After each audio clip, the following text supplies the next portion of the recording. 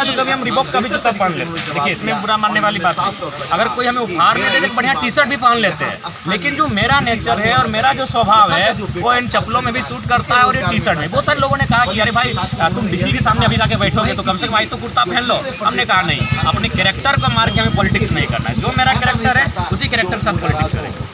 आप थे टाइगर जयराम महतो झारखंडी में आप लोग? नहीं देखिए ये सबका समर्पण है, सबका प्रेम है और अटूट विश्वास है, जिस कारण हम लोग यहाँ तक आते हैं।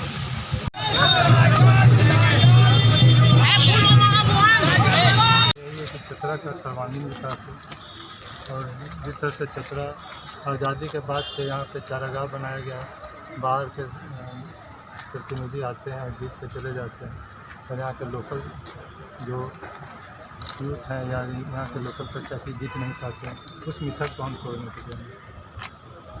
कैसा रिस्पॉन्स मिल रहा है? बहुत अच्छा रिस्पॉन्स मिल रहा है, आप देख ही रहे हैं।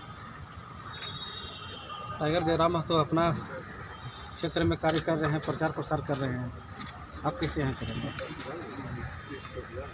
ये आ गए, वही सारा प्रचार हो गया, मैसेज तो आप लोग सब दीजिएगा ही अपने चैनल के माध्यम से। इनका यही प्रचार है, इनका सर इनका हाथ मिल सकते हैं। Okay okay.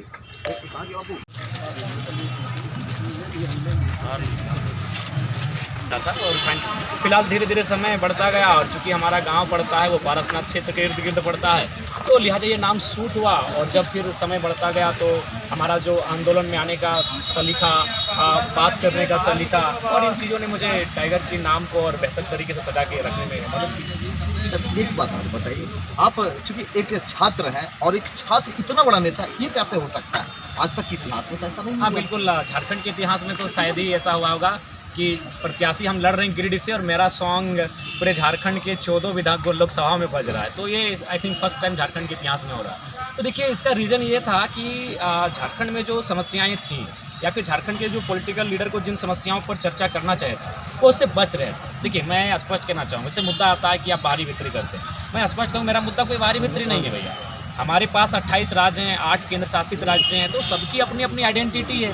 हम अगर महाराष्ट्र जाएंगे तो ऐसी बात है जो महाराष्ट्र के मूलवासी हैं उनके सामने हमारा राइट कुछ भी नहीं बनता है। उड़ीसा उसी प्रकार है, तमिलनाडु उसी प्रकार है, तेलंगाना उसी प्रकार है। तो लाइक दैट मेरा भी आंदोलन वही है कि भाई झारखंड में झारखंडी फर्स्ट और होना भी चाहिए, बिहार में बिहारी फर्स्ट, गुजरात में गुजराती फर्स्ट, झारखंड में झारखंडी फर्स्ट।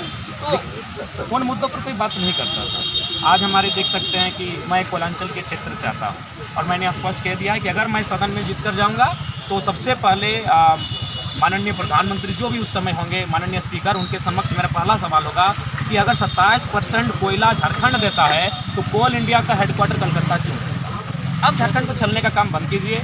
झारखंड को बहुत आपने शोषण किया है सेंट्रल पॉलिसियों ने, अब उन पर विराम लगे। अब एक युवा आपसे हिसाब मांगने सदन में जा रहा है, इसीलिए हमारा पहला डिमांड धनबाद बोकारो से रहेगा कि कोल इंडिया का हेडक्वार्टर धनबाद बोकारो होना चाहिए। समस्याएं हमारी हैं, खेत हमारे बंजर हुए हैं, हेडक्वार्टर कलकत्ता नहीं होगा। चतरा भी कुल क्षेत्र और बिल्कुल चतरा का भी एक हिस्सा जो पेपरवार साइड करते हैं, एशिया का नामी कोल क्षेत्र आता है। बिल्कुल जब कोल इंडिया धनबाद बोकारो या फिर झारखंड के हिस्सों में लाने की बात आएगी तो चतरा को भी लाते हैं।